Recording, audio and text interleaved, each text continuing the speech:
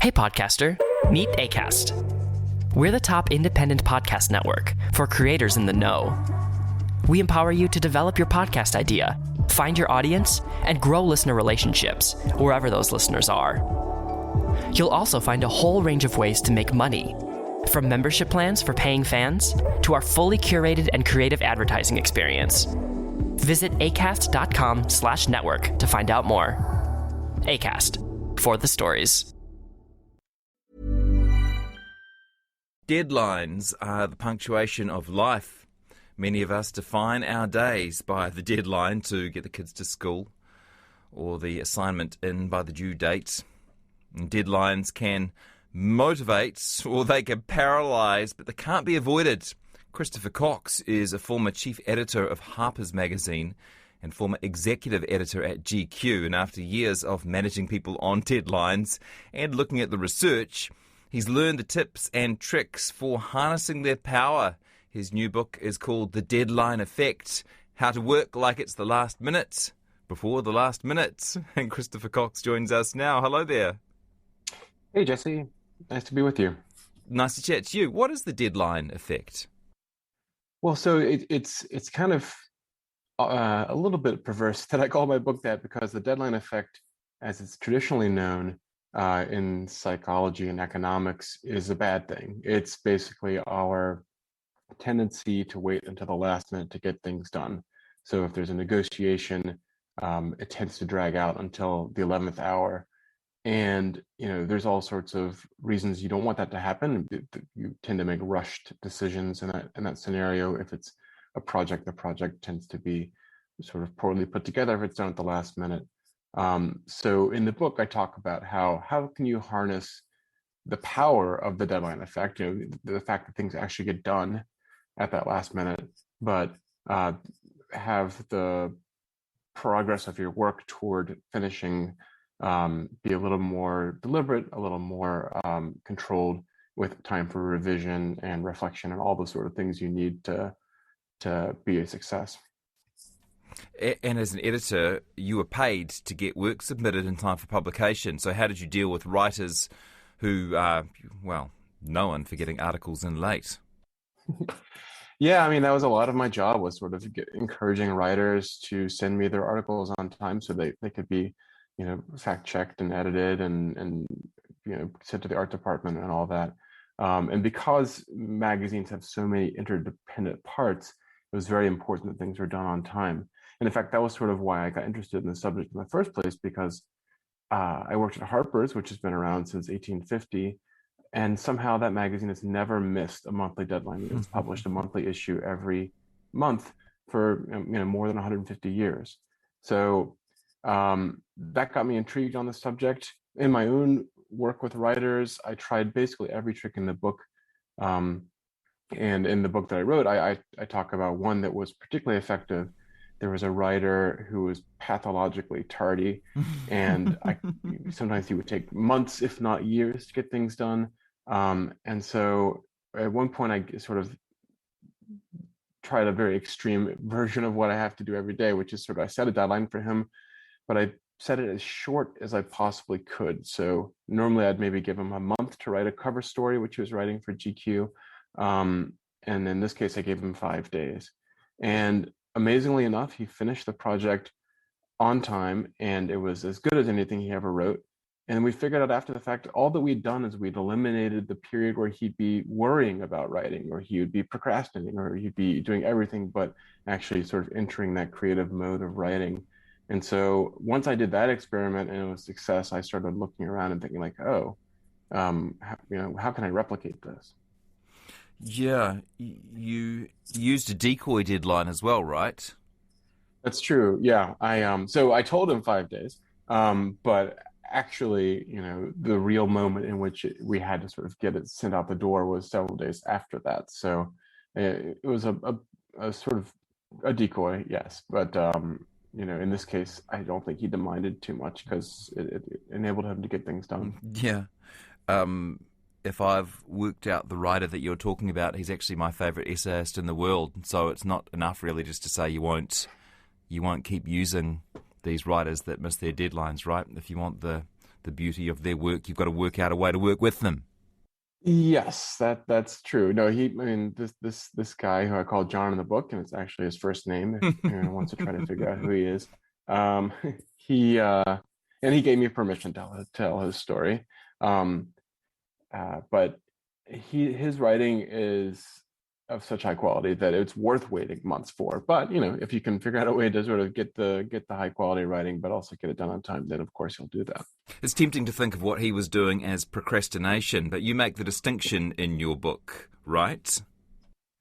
Well, I sort of I talk about procrastination in the book, but ultimately the book is concerned with organizations and workplaces, everywhere from Airbus, the jet builder, to a theater company, to a restaurant group that have sort of figured out how to overcome procrastination without necessarily solving, the innate human flaws that we have. So everyone procrastinates. As many as 20% of us are chronic procrastinators. But in the book, I find places that have found ways to sort of get beyond that. And a lot of that is harnessing deadlines in creative ways. Can I ask how you coped with the deadline for this book? Yeah, it's interesting. I sort of, I couldn't read the book, my own book, in order to plan my project. But I'd learned enough by the time I was I was doing things like telling my publisher when I was going to give it to them, to start using a few strategies. So one thing we touched on a little bit earlier is this idea that the shorter a deadline is, all things being equal, the better. And so when I set my deadline with the publisher, I set it a little bit uncomfortably close. I sort of figured out how long I thought it might take me, and then sort of pushed it up just a little bit. So I gave myself 13 months to report the entire book. I went to 9 different workplaces to report on them in depth, but still had to do all the writing and everything. So that was step one. And then another tip I picked up from the restaurant group, from this chef named Jean-Georges Van Gerichten, was to really harness interim deadlines. So I set pretty strict deadlines for myself for each chapter, and then a trick I picked up from Telluride Ski Resort in Colorado in the U.S. Was to use what I call a soft deadline with teeth. So basically, it's not the real deadline, but you do put some sort of enforcement mechanism in it. So I basically told my agent and my wife that I was going to give them the book about a month before I gave it to my publisher, and they would have forgiven me if I'd missed that deadline, but I still felt an obligation to turn in a draft of the book to them on that soft deadline about a month before the book was actually due. We so often get it wrong when we estimate the time needed to finish a project. Can you explain why that is, and tell us about the planning fallacy? Sure, yeah. So in one of the chapters, I addressed the planning fallacy in depth. And the heart of that chapter is about a series of family farms on the west coast of the United States that produce all of the Easter lilies that are purchased each year throughout the US and Canada. And one thing about Easter lilies is they're essentially worthless the day after Easter. They're produced for that holiday. And so if they miss their deadline, all of their work is for naught. Mm-hmm. And so I try to figure out how they got it right year after year, how they could sort of never miss that deadline. And that led me into research into the planning fallacy, which it's a term that was coined in the 70s by Amos Tversky and Daniel Kahneman, two economists. And it's basically our tendency to let optimism mess with our ability to plan for the future, to plan for how long projects will take. So we tend to be overly optimistic about how long it'll take us to complete a project. If the project has a cost associated with it, we sort of underestimate how much it's going to cost. The classic example is maybe the Sydney Opera House, which originally was supposed to be built in 6 years and had a budget of 7 million Australian dollars. And by the time it was done, it took 16 years and cost $102 million. So wow. Really, on both counts, that they were way too optimistic about that project.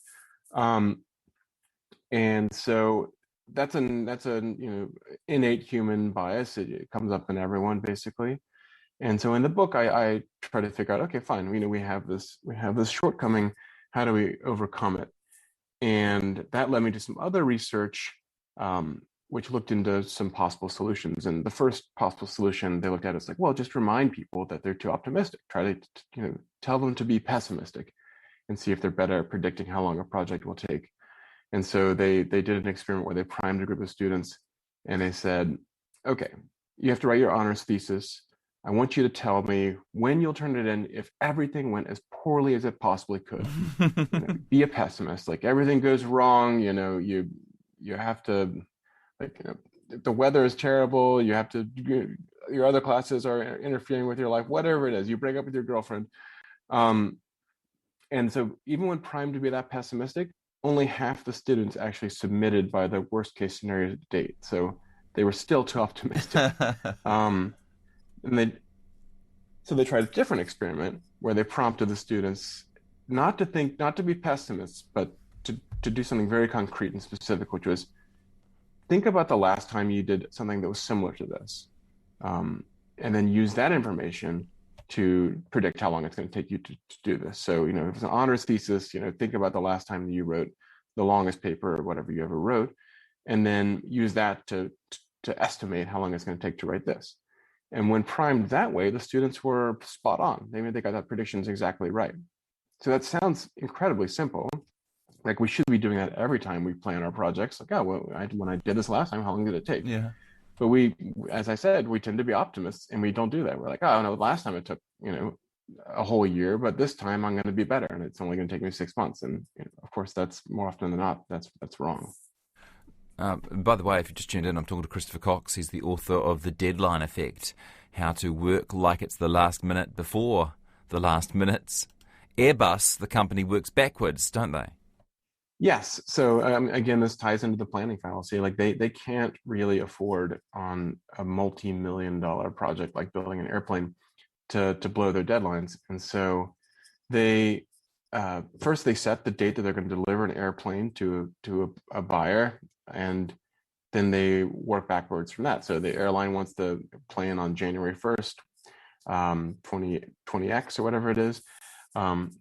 Then they work backwards from that deadline to block out time until they arrive at where they are then. And that sort of backwards planning is basically a way to do what I talked about before, is to sort of think about how long a project took in a similar situation and use that to plan effectively. You wrote a piece in the New York Times about this phenomenon where American presidents, and I've got to say increasingly New Zealand prime ministers, are judged by their first 100 days.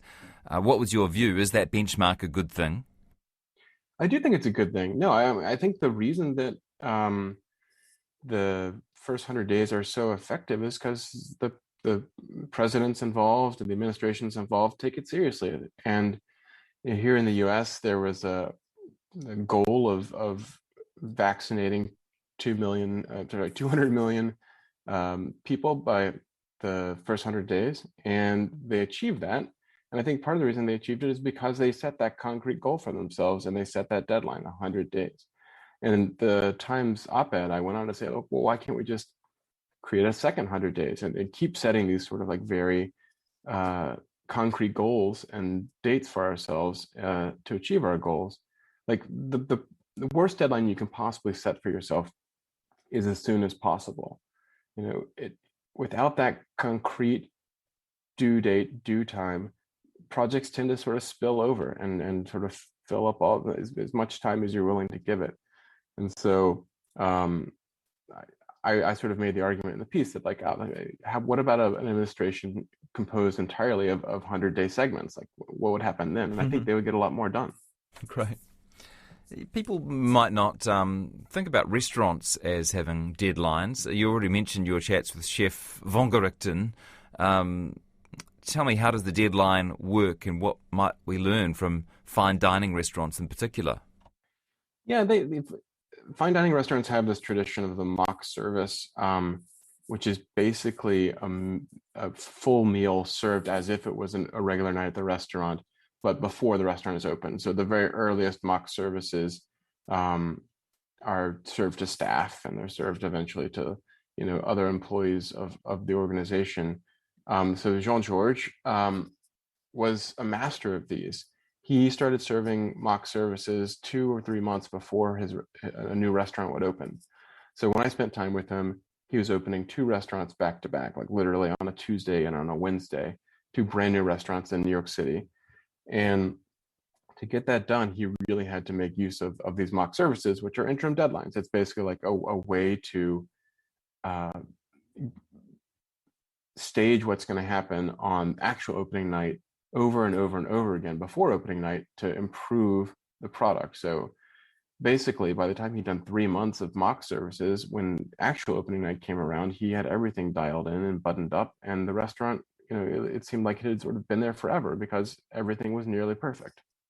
Here in New Zealand, we see footage of the so-called Black Friday sales in the US, and they look like absolute chaos. But you embedded yourself as a salesperson at a big electronics store before that big sale. What did you learn, and actually what impressed you? So you don't have Black Friday in New Zealand. I'd heard it had been an expanding internationally. Yeah, increasingly we do, begrudgingly, yeah. Okay, yeah. I think it's probably something to resist. But yeah, Black Friday in the U.S. is the biggest sales day of the year for a lot of retailers, including Best Buy. And I went in and joined the staff of a store in New York State for the month before Black Friday, just to see what they did to get ready for it. It was the biggest sales day of the year. The sales volume increases as much as 10 or 20 times normal sales volume. So how do you do that? How do you prepare for a day that important and that different from the regular run of business? Did you enjoy the experience?